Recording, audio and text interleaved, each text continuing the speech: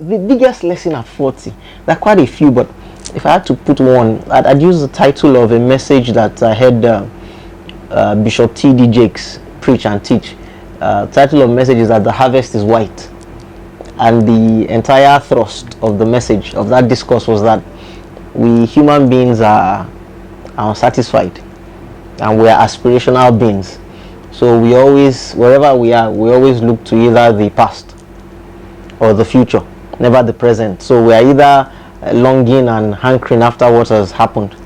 We're talking of the good old days, or we're looking towards what we think we want and what must happen.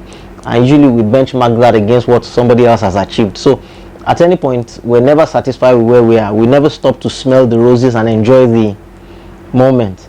And I think that's why the psalmist wrote that teach us to number our days, that we might apply our hearts to wisdom. So the greatest lesson perhaps for me is to always know that at each moment I'm living in the best moment of my life. And I say this because 40 was such an old age for me. I remember as a young man thinking that 40 was, all those old people. And so here I am now, 40. And I can remember 30 as if it was then. And it occurs to me that this is how 50, that I'm looking at like such a long way we will come. This is how 60 will come. And my father used to always say that you have no idea just how much you have in terms of resources, in terms of the fact that you are a young man that has the strength of mobility. You can actually, you're actually ambulatory, you can actually move around. You will miss that strength one day. And I figure it's when you cross into your, depending on the kind of strength that God gives you, I figure it's the moment you're 60. I remember my father was 73 when he was saying this, and he was saying that I wish that I could be a young man again. And then he qualified it. He said, and when I'm saying young, I don't even need to be in my 40s.